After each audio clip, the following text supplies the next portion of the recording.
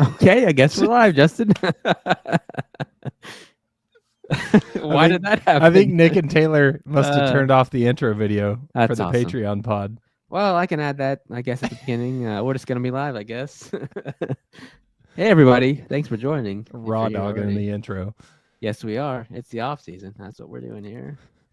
What's up, everybody? Welcome to the Uncontested Weekly Show, part of the Blue Wire Podcast Network and Prairie Artisan Ales. I'm your host on this Wednesday evening, JD Silva, joined by a singular fella, Justin. Hello, everybody. What's up, Justin? How are you? It's a lovely Wednesday evening. We're drinking a buzzer beater. Nice. I'm feeling great. Very nice. Before we get started, be sure to subscribe to us wherever you get your podcasts. Leave us a 5-star rating if you haven't done so already. You can find us on Twitter, Instagram, YouTube, TikTok, etc. You can also check out our Patreon by going to patreon.com/theuncontested or by scanning this QR code above my head here. Taylor and Nick released an episode last night/today, and there's going to be another one later this week. You can only get that if you're on our Patreon. Little bonus content. I have no idea what they talked about because I had a busy day and haven't got to listen to it. There's some good stuff. They went down some deep lore rabbit holes. It was fun. That's awesome. You can also get access to our Discord by joining our Patreon. So thanks for the support nonetheless. Justin, I figured we could talk about Donkey Kong Bonanza for about 45 minutes tonight. Sign me up. What a good game. But We're actually elite game. It's elite. It's elite. We're actually going to continue our exercise. If you listen to our Sunday show, we're going to continue our exercise of evaluating if Western Conference teams got better, worse, or stayed the same over the offseason. If you remember, we left off just before we hit the Clippers in alphabetical order. So we're going to get to that. There is one discovery that we must discuss, Justin. I thought you forgot for a minute. Nope. Got to go back. I was on Twitter today and I saw a tweet that referred to Sam Presti as a different name.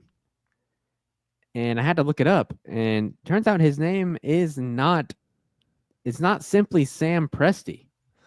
Go on. Do you want me to try and pronounce it? Yes, absolutely I do. It is Samuel Clay Presti Giacomo. Giacomo. Presti Giacomo. This is the greatest discovery of all time. It is. This is up there with the Milk Money EP, I think. We just keep uncovering things about Sam as the years go on. I don't know what else we're gonna uncover.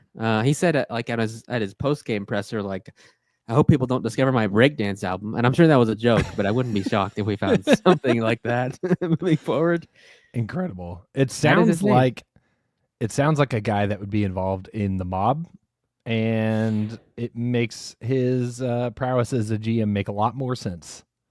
Makes total sense. He's just going Italian. He's making offers people can't refuse. Yes. This is Giacomo coming out. Yes. Also, fun discovery for old Sam. That is, I feel like people had to know that because it was just like plainly on Wikipedia, but I absolutely did not know that. I had never processed that information before. And we are as thunder pilled as you can possibly get it. I'd never heard that before. Yeah. Well, the more you know. Good. Deep cut. You know. That did make me want to look up Pat Riley because the tweet I saw was like, he's a reverse Pat Riley. Yeah. I don't know what that meant, but Pat Riley's name is Patrick James Riley. So just longer. Is that it? That's it, I guess. Pat to Patrick is not as dramatic. No. As Presti to Presti Giacomo. Connor called him Samuel Prestige. I like that. Samuel Prestige worldwide. Yes. All right. We can get into the old exercise. Yeah. Plenty of a timely place to start, given what happened between Sunday and now. Yes. The LA Clippers. Let's evaluate their offseason. They added Bradley Beal, John Collins, Brooke Lopez, and between our last show and now, they added the point guard, Chris Paul. They also lost Norm Powell and Drew Eubanks. Justin, Clippers were considered a pretty dang good team last year. Lost in 7 to the Nuggets, who we are very familiar with last year. Yep. Did they get better? I think they did. And anytime you can swap Norm Powell for Bradley Beal, I think you probably take that. Like, Norm Powell was good for them, but it sounded like they didn't want to extend him anyway. You get Bradley Beal, you bring in Chris Paul. This team is not young. that is the biggest knock, right? Yeah. I saw a clip today that they might be the oldest team ever, and I did not do my due diligence to verify that, but the average age is 33, which is insane. That's the unction. Like it's the unction. Absolutely. The next closest was the Jazz, like the 2001 Jazz, when Malone and Stockton were getting late in their years, and that's just a wild comp. This team has talent. This team has skill. This team is incredibly old. And so I don't know what to make of them as far as like a championship contender because of that. Like, how do they hold up in a playoff series? How do they hold up throughout the dregs of the season? But there's absolutely a talent there that they should be a better team than they were last season. And like you said at the top, they were a pretty darn good team last season. I think they have the potential to do some damage in the Western Conference and find themselves in decent position for the playoffs. It's just the big if of age for me that I can't get past, especially given what we saw last season, where you had the Wolves and the Thunder in the Western Conference Finals. The young team revolution struck last year, and I don't know if the unction is going to be enough to topple that. Yeah, the Clippers do this unique thing where anytime they add a player, it's like there has to be some huge caveat with that player. It's like they added Kawhi, but he's just injured every year. They added Paul George, but he's injured every year and talks too much. They added Brad Beal, who was like the worst contract in the NBA, and is not as old as I thought. He's only 32, but obviously was not well liked in Phoenix. John Collins has just been like buried on the Jazz. Was once a guy that I really liked in Atlanta. I'm sure I talked about John Collins to the Thunder back in the day as a player. And then Brook Lopez is like 38 at this point. But yeah, I mean, it's a net. But should be able to give him like he's not going to start or anything crazy. But like Brook Lopez, it's a good addition. Yeah, it is. It's a net talent upgrade. It's just like, will this talent be available to play when the postseason starts? And will James Harden just totally tank their postseason performance? Because that is kind of the ultimate thing, is like the guys they've signed are not necessarily like playoff performers, especially if James Harden's going to have the ball most of the time. That's a great point.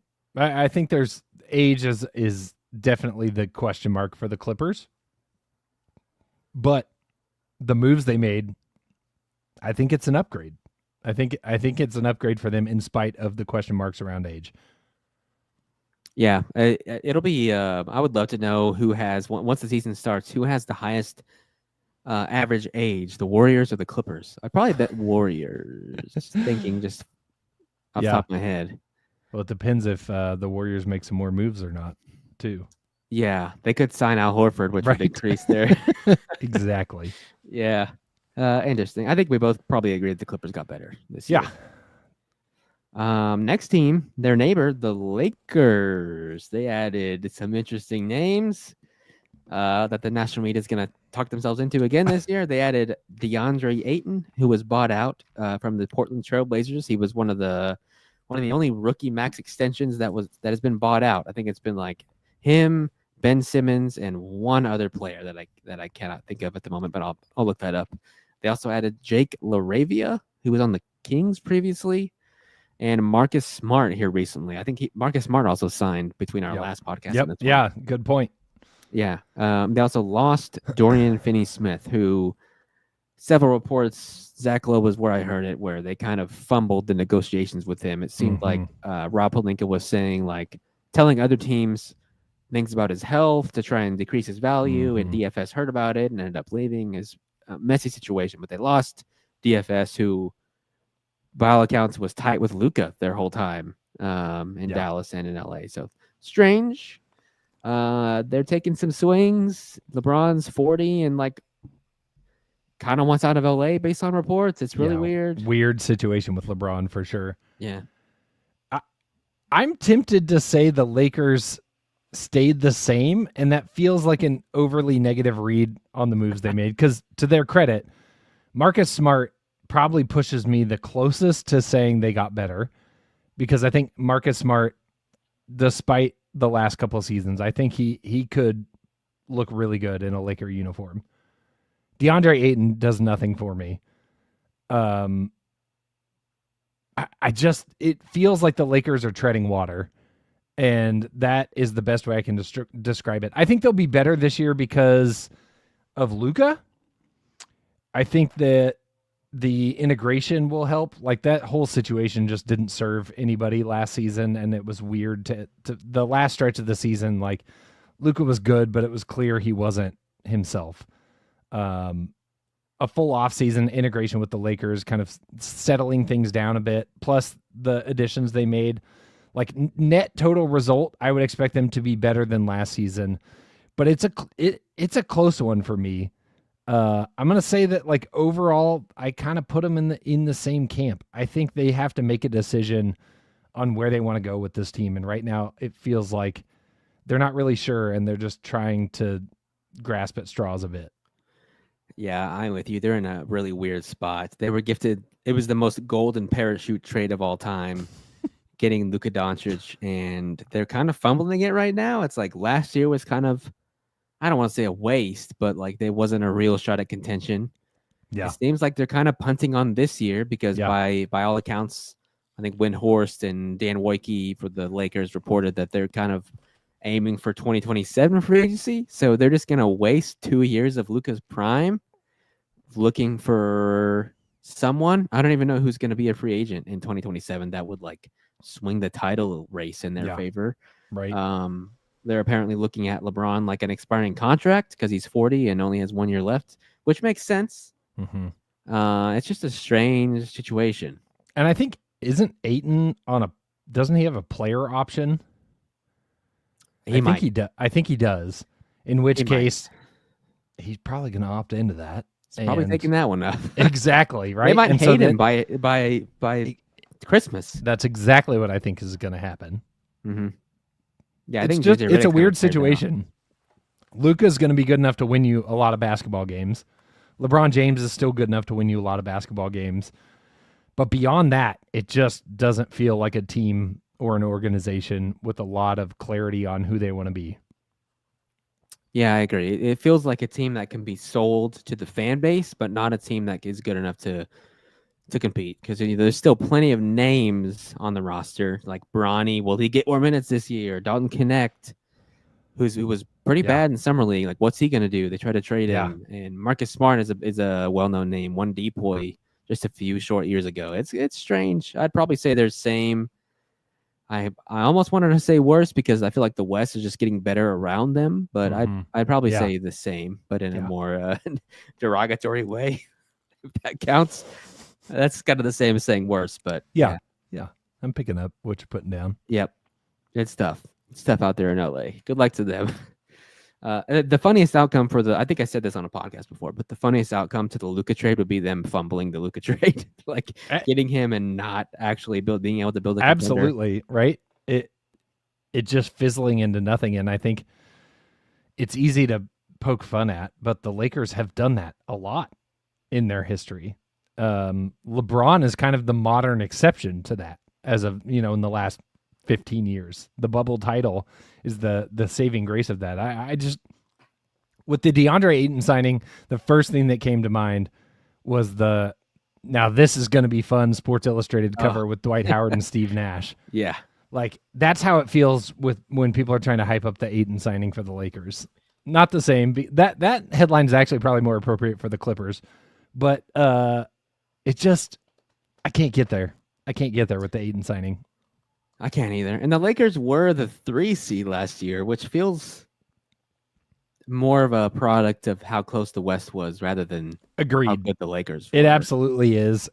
It's going to be one of the last year is one of those years where quoting anyone in the West's playoff standings has to come with an asterisk because it makes no sense. You could have very easily been the 8th seed. Yeah. Yeah. Good luck to them. We'll see. I have made the grave mistake. I did not realize this, but I have like been in comment sections on TikTok or on Twitter and saying where people have said like Luka's better than SGA, and I'm like, that's not true at all. I should not say that, I've realized, in public spaces because I will be buried alive. Like on TikTok, I left one comment and still I got getting notifications 50 for replies. I get over and over and over again. I forget how big the Lakers fan base is and how Absolutely. they will say anything. Yep. And it's not worth arguing. So do not engage. Do not engage is the rule against the Lakers. We can dislike them from afar. Next team is the Memphis Grizzlies. They added KCP in the Desmond Bain trade to the Magic. They added Ty Jerome. They signed him in free agency. They added Cedric Coward, who they traded up for in the draft. They added Jock Landale. They lost Desmond Bain, Luke Kennard, and Jay Huff. Grizzlies are an interesting one. They're kind of at a evaluation period as well. What do you think about the Grizzlies? I think the move I like the best that the Grizzlies made this summer is the draft choice. I like the Cedric Coward pick a lot. That was somebody that we had talked about a little bit for the Thunder, and we're excited about the prospect. I think he's a great fit for Memphis. Desmond Bain in the playoff series, I mean, he was definitely one of their better players when Oklahoma City played them. I think they got a good return for him from Orlando, but that doesn't help you in the immediate future other than KCP. But like, I don't know that KCP is moving the needle that much. He's a good player. Ty Jerome's a good player. Ty Jerome was great off the bench for Cleveland last year until the playoffs. And I would expect Ty Jerome to be pretty great for Memphis too. So I think I'm most likely to say Memphis stayed the same. I think they made some good moves. I don't know that they made any moves that really drastically moved the needle. When they traded Bain, my first thought is, are they blowing it up? Which I think tells you a little bit about the state of where they were at. Yeah. Instead, the preceding moves they made, they did not blow it up, and I can kind of see it, right? Like I don't see a championship contender there, but they were again a good team. They were up in the 2 seed for a good chunk of the season. Triple J looked good. Ja Morant looked good. Zach Edey had moments. There is potential on the Grizzlies team, but overall it feels like a kicking the can down the road summer for the Grizz. Yeah, this feels like very much so an evaluation period for them. This kind of reminds me of in a more pessimistic light, I will say, but the year the Thunder played where they had just drafted Chet and he got hurt. And it was just kind of an evaluation year for the team at large. That's kind of what this roster is for the Grizzlies, where it's like they need to find out how good Ja Morant is. That there was in the first 3 years of Ja's career was like, is he a top 10 player? He kind of was at that point. And then I think he absolutely was. Since then, I mean, now he's like a top 30 player, maybe. For whatever reason that is, off the court stuff, on the court stuff, I don't know. I don't feel like he's really developed since his rookie year is kind of the issue. I don't know where he's really grown as a player. And then, yeah, they have like, what is Gigi Jackson? What is Vince Williams, who they played a bunch with when all the injuries were out there? It's a strange time. This feels like it could be the last year of Ja in Memphis if this goes poorly, which is crazy to think about because he is still very popular. Yep, I agree. It's a cautionary tale for franchises of, it felt like they found a gem in Ja Morant, and it's kind of like what you were saying earlier, is you can fumble that opportunity if you fail to assemble the right pieces around a guy like that. And it feels like as of this moment, the Ja Morant time in Memphis is going to have some fun moments, but ultimately not be something that is worth looking back upon and celebrating. Yeah. I'm not sure what about their roster is real come playoff time, because a lot of it feels like everyone got worse when the playoffs started.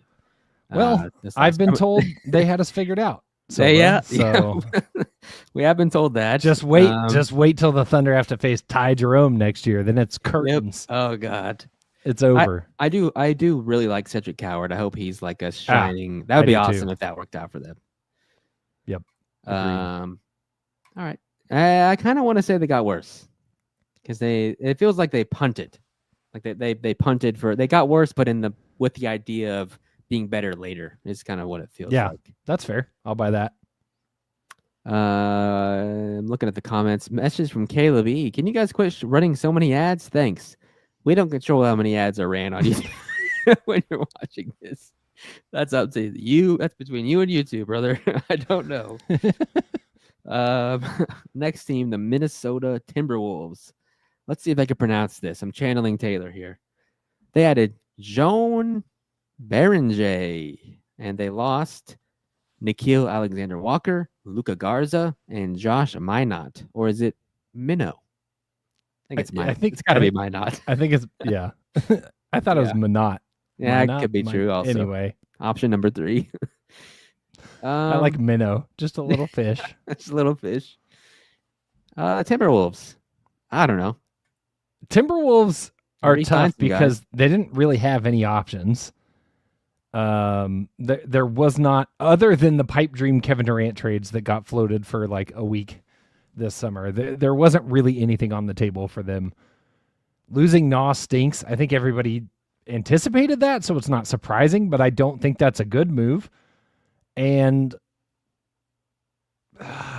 it's just tough to evaluate coming out of facing the Thunder in the Western Conference Finals because it just wasn't that close. No. And so if that's the case and you lose Nah, Ant's going to probably get better, right? Like the young guys are going to get better. Terrence Shannon had a moment, right? He's going to get better. But you also have Mike Conley and Naz Reid that are not getting younger. You still have Julius Randle coming off of the up and down playoff experience of Julius Randle, of like, what can you really count on from him?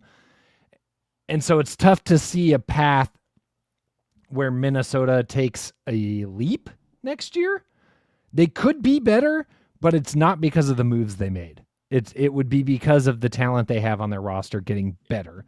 I think the moves that were made, the actual transactions that have taken place, made them worse.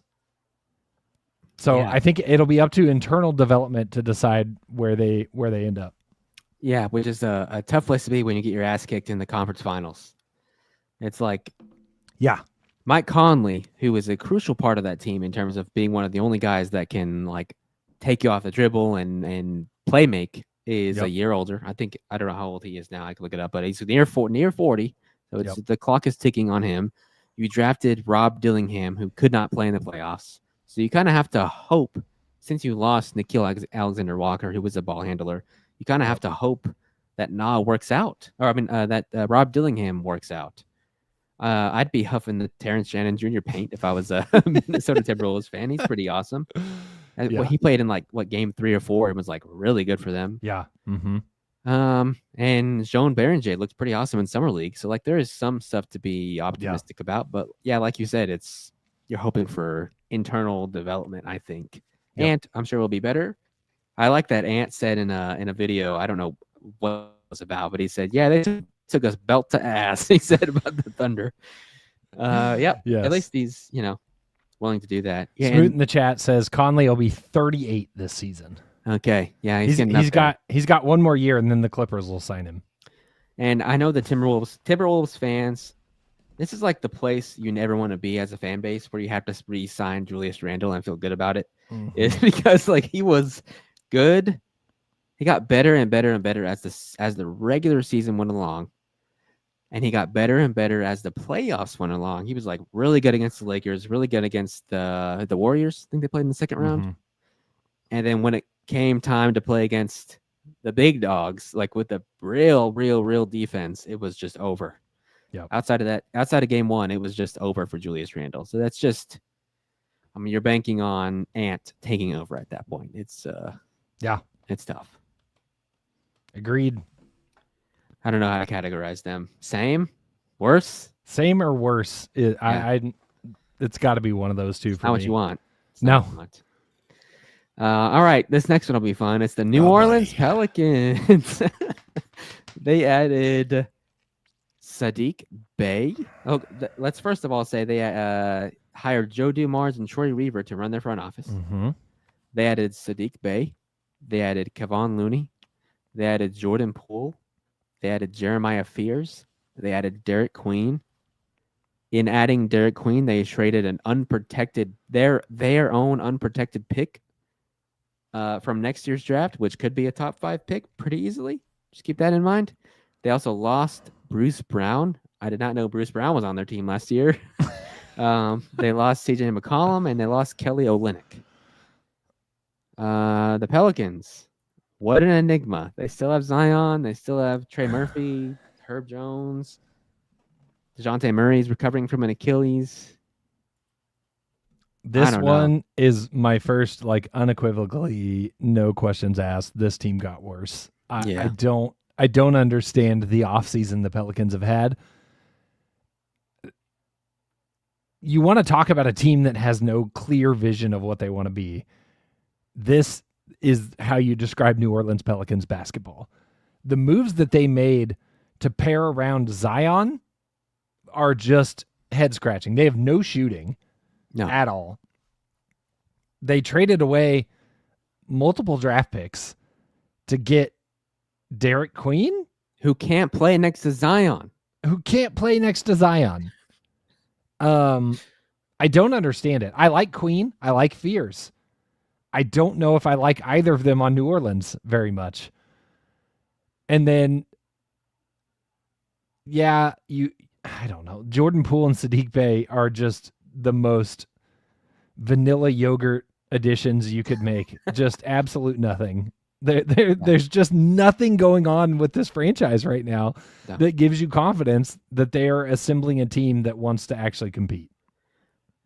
Yeah, it's I think I heard Sam Vecini describe it as this, but it's a team that is not good defensively, really at all.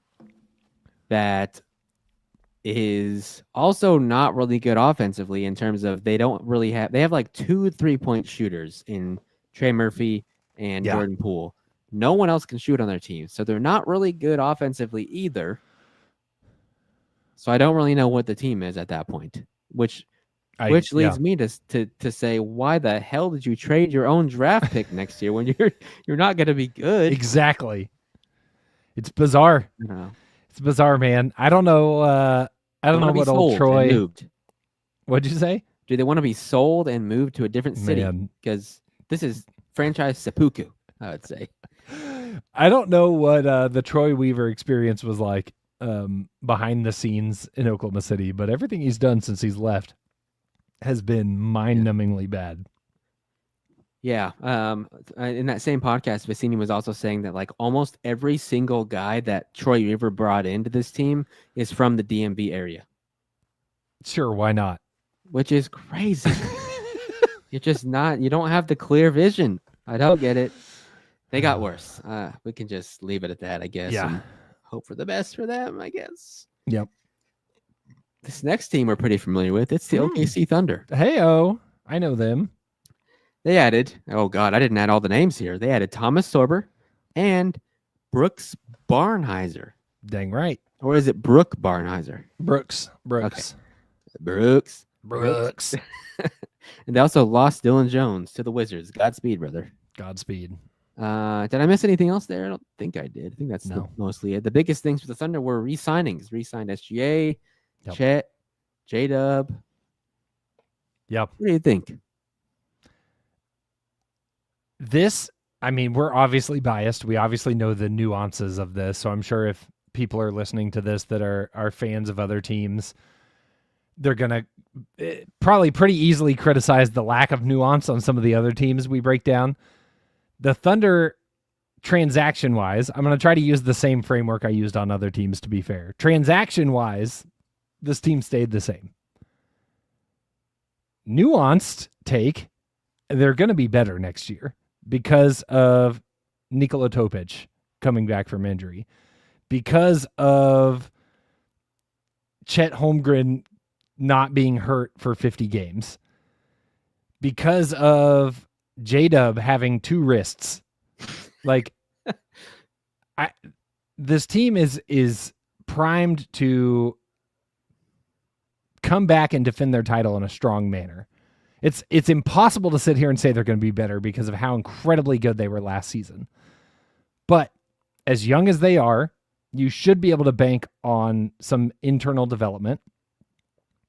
For me, the biggest question is what SGA do you get next year? Because he was just so dang good this year that trying to imagine him hitting that level again, not even to mention getting better, is just kind of like unfathomable at this point. He obviously elevated them to a different plane at many points this season. But then there's also so many things that, again, because we're so intimately familiar with this team, there's so many things this team could still get better at. And I think that's what's just insane in trying to evaluate this team right now. Like, what if they don't shoot like hot garbage from 3 in the playoffs next year? Like, just go ahead and chalk in 16-0. If you shoot your season average from 3 and it changes everything. Yep. What if Chet doesn't miss 55 games next year? What if J-Dub has 2 healthy wrists throughout the playoffs? What if Isaiah Joe remembers how to make a shot in the playoffs? Like, all of those things are very real things. Like, they did not by any means have like a perfect playoff run. I'd venture to say most playoff runs are there's no such thing probably as a perfect playoff run. Healthy AJ Mitchell, as Smoot brings up in the chat. Another one that I didn't even touch on yet. There's so many ways that this team could get better, but to say that they will is wild. And to be fair to the framework that we're evaluating, the literal transactions they made this summer are not going to move the needle. But we should pretty comfortably be able to say this team will be the same, and same is pretty dang good. Very well said. This is I don't know how many times we said, and the franchise said, that this is a very uncommon team. Yeah. Well, I mean, we saw it firsthand in the playoffs. They did not make really any. They made a couple series easy, but the hardest series were very difficult. Yep. It made their lives harder. Part of that is because they were the youngest team in the NBA. Yep. And also we're dealing with injuries. Yep. So if you have to admit those two things if you're going to evaluate the Thunder. They're going to be healthier next year, we assume. We know that they're going to be older next year. With age and the youngest team in the NBA, what comes with that is improvement across the board, I think. Did you listen to Dub on Young Man in the 3 last week? Yeah. He made the comment of they asked him about Aaron Gordon's game winner. And he said, if that had happened to this team last year, how do you think you would have responded? And he said, we would have folded. Yeah. That growth happened from one year to the next. The growth from that Mavericks series to the grit they showed against the Nuggets. That battle-tested mentality, it's definitely a cliche. It's a cliche for a reason. There's truth behind it. And I think going on the run this Thunder team just went on, they should not be surprised by anything come playoff time next season. And like you said, that is, I think, an underrated build that you're going to see this team demonstrate next year as well. Yeah, I'm sticking with it that they're going to be better. I think Chet's going to be a lot better. I think J-Dub's going to be better. AJ, they're adding Topic, who could be really exciting off the bench. Mm-hmm. Not really banking on Sorber this year. He could be something, but who knows? Yeah, agreed. Alan McIntosh with the super chat says, if we stay healthy, this league is in huge trouble. Also, do we still have Oos at the beginning of the season? That's another piece, too, that there are guys deep in this bench that could earn some minutes, especially at the beginning of the season. Yeah. That there's so many young pieces that are going to continue to develop. It's going to be fun. It's a very rare where you can be like, why isn't this guy playing? And there's already been like 13 other guys that have played and have all demonstrated some competence out there that they deserve playing time. Like, I don't know if this is really sick, but I was on my way to the gym today or coming back from the gym, and I was just thinking like, okay, if Hartenstein leaves, I'm gonna need to see more Brandon Carlson minutes. Hey-o. I was just like, could Brandon Carlson be the guy? He's in the case key to Sorber it doesn't all. work out. I don't know. I'm just this team is just they have an embarrassment of riches, and I think I'm gonna stick with it. They got better. Yep. I like it. All right. On to a different type of team now. The Phoenix Suns. Oh, what a transition. A lot of transactions for this team, or a lot of movement, I should say. They added Dylan Brooks. They added Jalen Green. They added Nigel Hayes Davis. Past Wisconsin star, I remember, was on the Frank Kaminsky team. They added Mark Williams. They added Kaman Maluach. They lost Brad Beal. They lost KD. They lost Tyus Jones. They lost Cody Martin. They lost Vasilije Micic. They lost Mason Plumlee. What the hell is going on here, Dustin? A whole new team. It is almost like you have to default to saying this team is going to be better next season, because it's hard to imagine a world in which they're worse. It's also hard to imagine they can be better after getting rid of KD and Brad Beal. So it's a weird situation for Phoenix, because the fact that they were as bad as they were with the talent they had is just kind of mind-numbing. I like the Dylan Brooks addition. I also don't hate the Jalen Green addition. Like, alongside Devin Booker, I think that could be fun. I like Maluach. Mark Williams is a fine addition as well. I think if I had to guess, on vibes alone, that's going to elevate the floor of this team. It just sounded like it was a not great place to play basketball last year. The vibes were 0 out of 10 with the three-headed monster of Brad Beal, KD, and Devin Booker. And I think just getting some of that out is going to help them improve, but not in a way that makes you buy into anything that Phoenix is doing right now, right? Like, again, a team that I think is just kind of there. They're stuck with Devin Booker. Devin Booker's stuck with them. And I think it just is what it is, right? Like, other than the magical finals run they had, this has just kind of been what the Devin Booker Suns have always been. And it seems like they're back to that baseline. Yeah, they extended Devin Booker for 2 more years, and I think it's like $70 million per year. Yeah. And I don't think and they have to do that. They don't have another choice, but no. I mean, if I were them, I would trade Devin Booker and rebuild. Yeah. Maybe see if you could trade him to Houston and get some of your picks back that you gave up to them in the past. Yeah. I don't know. It's tough. The outlook is bleak if you're a Suns fan. Yeah. I think you latch on to your decades worth of Devin Booker jerseys that you have in your closet and ride that wave as long as you can. But you had a good run. You had a good run. Yeah, we had some fun times. And you got a new owner. Suns in 4 was a top tier NBA Twitter moment, but this team is not built to contend anytime soon. Isn't it interesting that I wonder how many stories we've heard over the last 5 years of the NBA where you have a very toxic locker room, and Kevin Durant has been a part of that locker room. It's so unfortunate because I like him. What I thought you were going to say. I still like Kevin Durant. I'm sorry, everybody. I still like him, but it's just tough. Will Houston be the next? It could. I don't know. He can't do it every year, or maybe he can. Maybe he can. We'll see. I'm going to say they got worse. Which is fair in a very competitive West. It's tough to say. Yeah.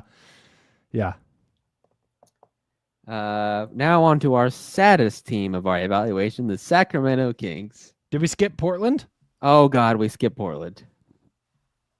The Portland Trailblazers. They added Drew Holiday. They added Damian Lillard. They added Young Hansen. They lost Anthony Simons. They lost DeAndre Ayton.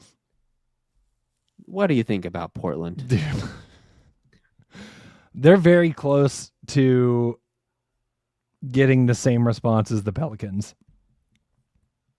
It just feels like an organization without any momentum or vision in anything. The Drew thing makes no sense. The Dame thing makes no sense other than like vibes and nostalgia. That,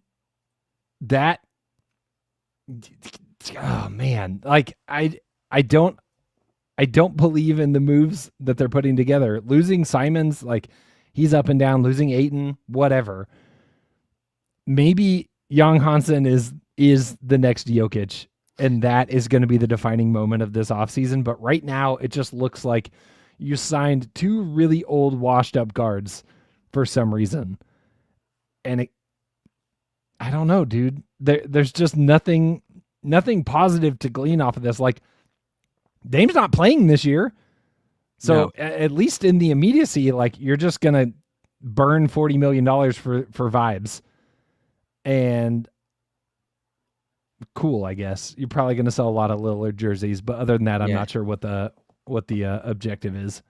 Yeah, I am not a conspiracy theorist, but I am connecting some dots here where we know that the Portland Trailblazers are being shopped right now. They drafted Young Hansen, which gives you a large Chinese audience. I also think Young is going to be good. Just to be clear, he's fun. It's not all about him just being Chinese. Like he is I think he's going to be pretty damn good. Did you watch him in the summer league? He's very exciting. Yeah. They also re-signed a franchise icon in Dame Lillard. I'm not, those moves kind of make you wonder if they're positioning themselves to be more valuable at a given time. Also, but I kind of like some of the pieces Portland has. Like if you took out the old guys, it does kind of seem exciting. Like you have Scoot, who I still have some stock in, even though I compared him to Dennis Smith Jr. last year. Shaden Sharp's fun. Yeah. Denny is good. Klingon is good. Denny's good. Klingon, yeah. Toumani Camara, I think, is pretty good. Camara, yeah, that's the name I was trying to think of. Mm-hmm. Kamara's a great fit. They have some fun pieces, but it would be like, it just feels like the fanfic that Thunder Twitter was writing 4 or 5 years ago about the Thunder need to bring back Russ to be the vet for the young guys. Like, imagine if they had done that. That's what Portland just did. And it's hard to imagine we're sitting here after a title-winning season if the Thunder had signed Russell Westbrook 3 years ago. And maybe that's too harsh of a read on it, but I feel like you are kind of just your young talent's a little bit hamstrung because of those moves. I don't know why you wouldn't just throw them in the fire and let them get better. Yeah, like if Dame comes back next year, are you going to start him over Scoot, who you drafted second overall? That's crazy. Exactly. Or even alongside him, I feel like that dynamic, it's weird. And for what? Does that help your long-term goal?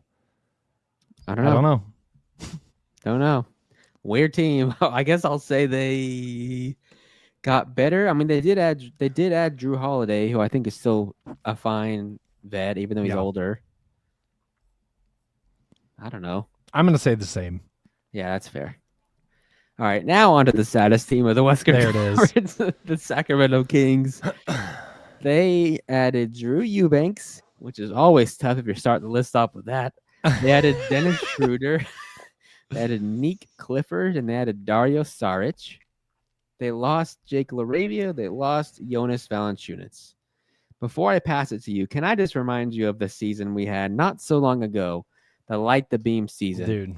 Or even before that, when they also had Tyrese Halliburton, where they were taking the Warriors to 7 games. And De'Aaron Fox. They had De'Aaron Fox.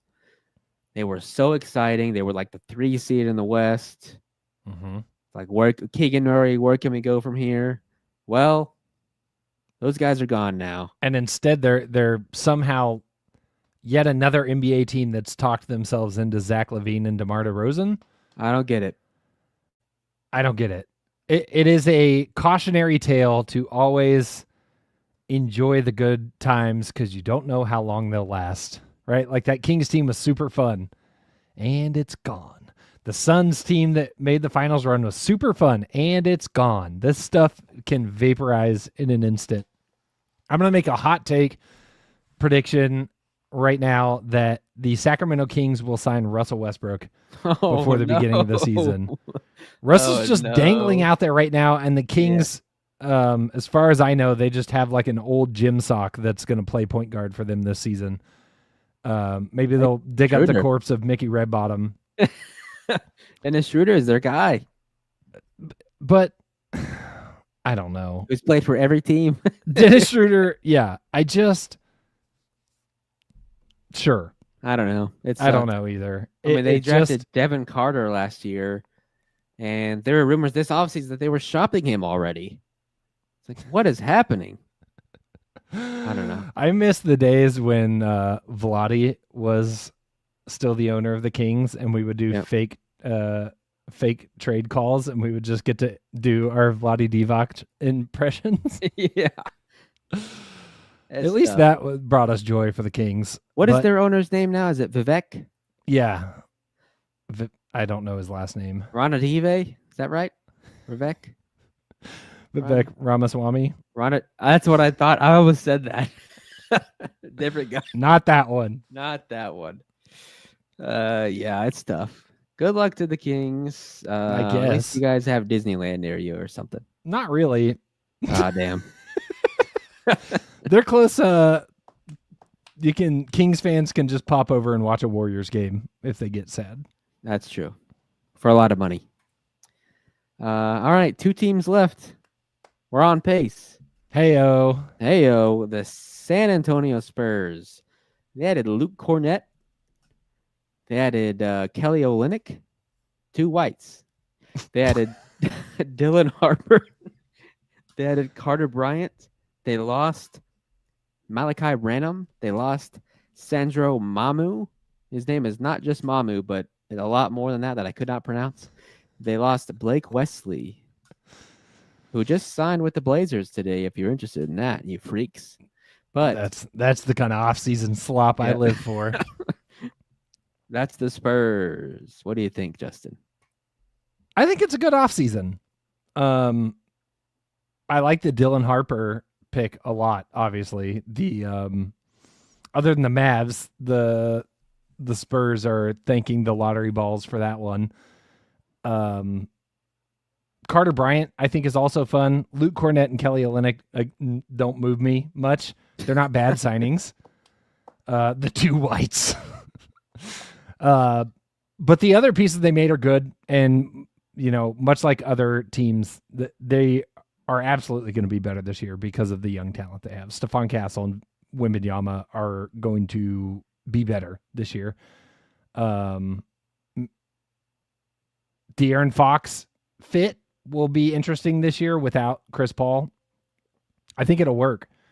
I think it's a fun duo for Wemby to kind of continue to get his foothold in the league with. I think they're going to be better. Nothing like totally flashy, but I wouldn't expect that from a team where they're at.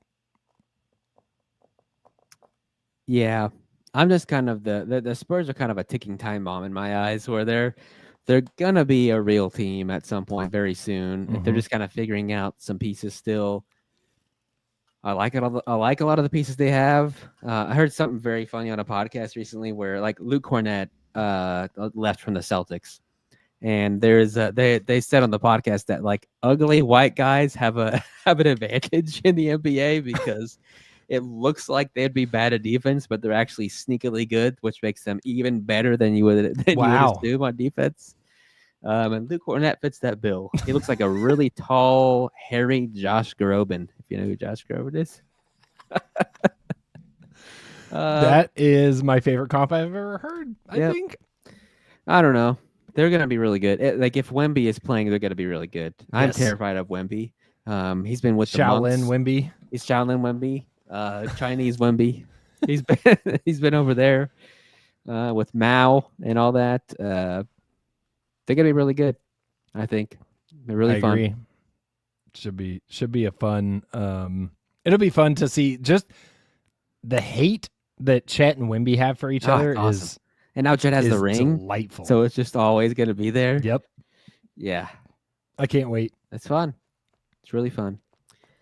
All right, last team, the Utah Jazz. Oh, They added Kyle Anderson. They added Ace Bailey. They added Walter Clayton Jr. They added Kevin Love. They added Yusuf Nurkic. They lost John Collins. They lost Johnny Juzang. yeah. They lost Colin Sexton. They lost Jordan Clarkson. So I don't know. What are the Jazz doing? They're tanking again? I think so. I think they're tanking. Ace Bailey is a great pick, so long as you can convince him that Utah is a great place to be picked.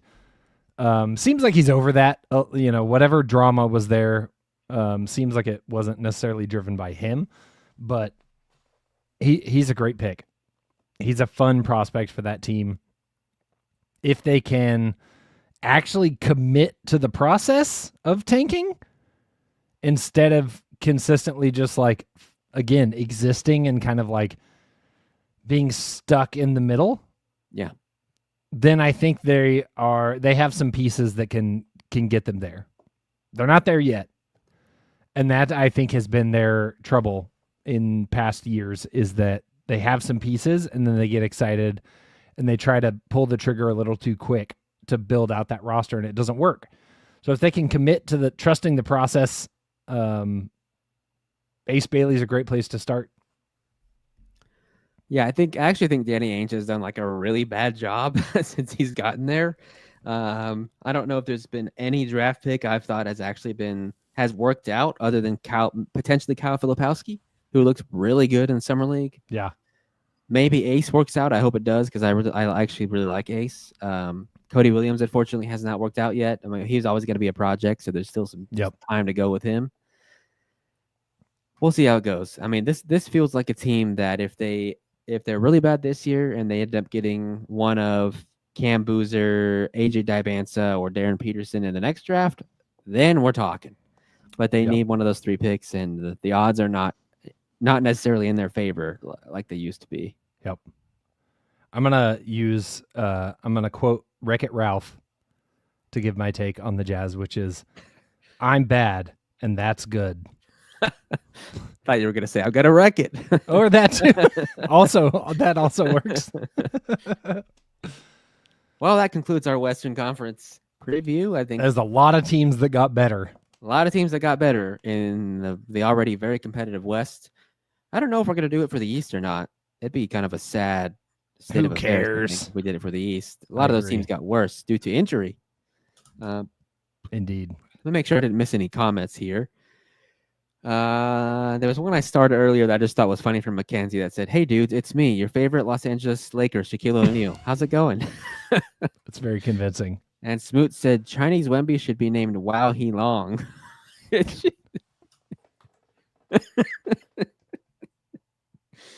It's awesome. That's insane. That's awesome. Oh man. All right. Well, anything else from you, Justin? Thunder Chicks. This is from the last show. Ever since someone said Justin looks like if Conan and Presti Giacomo had a kid, I can't see anything else. True. I will reiterate, that's the nicest thing anyone's ever said about me. It's true. 2 very talented gentlemen and another one here in front of us. Hey, you're too sweet. All right. I think it's probably time to get out of here. Hopefully this isn't too loud. Our volume's been really weird. Here it goes. All right. Thank you guys for listening as always. We'll be back Sunday. Might get a little Patreon episode dropping between now and then as well. But thanks for listening as always. We'll see you next time. Enjoy your summer. Adios and Thunder up.